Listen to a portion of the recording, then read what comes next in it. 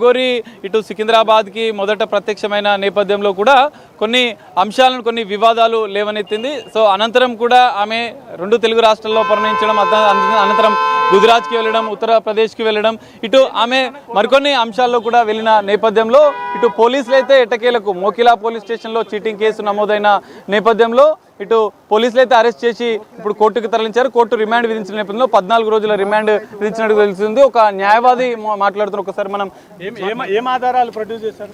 ఆధారాలు అంటూ కోర్టులో ఏం చేసిరు అన్నది తెలియదు. బట్ ఏంటంటే వాళ్ళ మీద ఉన్న అలిగేషన్ ఏంటంటే బయటెక్కడనో వాళ్ళ దగ్గర డబ్బులు తీసుకొని వాళ్ళ దగ్గర ఏదో చేస్తాము, ఇంకా పూజలు పునస్కారాలు అట్లాంటివి చేసి మీకు ఏమంటారు విముక్తి కల్పిస్తామని అట్లాంటి కొన్ని విషయాలు తీసుకొని మోసం చేస్తున్నట్టుగా సమాచారం ఉంది. అదే విషయమై కంప్లైంట్ చేస్తున్నారు. ఏమన్నా జడ్జి ముందు మాట్లాడే అవకాశం ఉందా? నేను తప్పు చేయలేదు, కావాలని పెట్టారు అన్నట్లు ఏమన్నా విన్నపించుకుందా? అలాంటి ఏం లేదండి. తన ముఖంలో ఏ మాత్రం కూడా అట్లాంటి ప్రస్తావనే కనబడలేదు. కోర్టు వారు అడిగినా కూడా బాధ లాంటి విషయాలు కూడా తన ఫేస్లో ఎట్లాంటి సందర్భంలో కూడా మేము చూడలేకపోయాము. ఇరికిపోయాను, కోర్టుకు వచ్చాను, జైలుకి పోతున్నాను పశ్చాత్తాపం ఏం లేదు. అట్లాంటి పశ్చాత్తాపం అన్నది ఏం మాత్రం కూడా ఆమె ముఖంలో కనబడలేదు. కోర్టు వారు అడిగారు, అడ్వకేట్ కూడా పెట్టుకునే స్తోమత లేదని మాత్రమే ఆమె చెప్పే ప్రయత్నం చేశారు. కానీ మరి తను కార్లు అవన్నీ చాలా మెయింటైన్ చేస్తారు, కానీ అడ్వకేట్ను పెట్టుకునే పరిస్థితి కూడా లేదని చెప్పేసి వారు చెప్పడం అన్నది కొంచెం సిగ్గుచేటే. సాక్ష్యాలు కోర్టుకి ప్రొడ్యూస్ చేశారు పోలీసులు? తెలియదండి. ముందు ఇప్పటికిప్పుడు వాదనలు అంటూ ఏమి జరగవండి. కేవలం ఇది తనని కస్టడీలోకి తీసుకోవడం మాత్రమే. రిమాండ్ చేశారు, తను కస్టడీలో ఉండి 1 వీక్ చేశారండి. 1 వీక్ తర్వాత వారికి కస్టడీలో వాళ్ళను ఎంక్వైరీ చేసిన తర్వాత ఏంటన్నది సాక్ష్యాధారాలు మొత్తం పోలీసు వాళ్ళు మీకు విన్నవిస్తారు. పోలీసులు కస్టడీ కావాలని కోరారా? మళ్ళీ కస్టడీ ఆల్రెడీ విధించింది కోర్టు.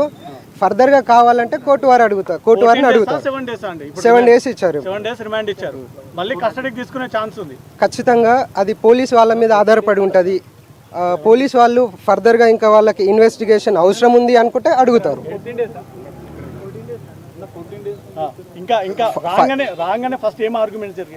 ఆర్గ్యుమెంట్ ఏం ఉండవండి. ఇది ఓన్లీ వాళ్ళని విచారణ సమయం మాత్రమే. కేవలం విచారించడానికి పోలీసు వాళ్ళు తీసుకునే అవకాశం మాత్రమే, కానీ ఎట్లాంటి ఆర్గ్యుమెంట్లు కానీ సాక్ష్యాధారాలు కూడా ఇప్పుడు కోర్టుకి ఇప్పటికిప్పుడు సమర్పించే యోచన ఉండదు. విషయాల్లో న్యాయ వ్యవస్థ ఇలాంటి వారికి సహకరిస్తుందా? వీళ్ళ పట్ల కేసు వీళ్ళు విచారిస్తాము, మేము ముందుకు వస్తాము ఈమె తరపున అంటూ మీరేమన్నా డిసిజన్ తీసుకుంటారా? కోర్టు వారే తనకి లాయర్ని అలాట్ చేశారండి. పబ్లిక్ ప్రాసిక్యూటర్ ఎవరైతే ఉన్నారో లీగల్ అసిస్టెంట్ని అపాయింట్ చేశారు. మన అన్నగారు ఉన్నారు. ఏం జరిగింది ఈ రోజు రాగానే? తనకు 14 రోజుల జ్యుడిషియల్ కస్టడీకి రిమాండ్ విధించారు. మెజిస్ట్రేట్ గారు ఆమె తరపున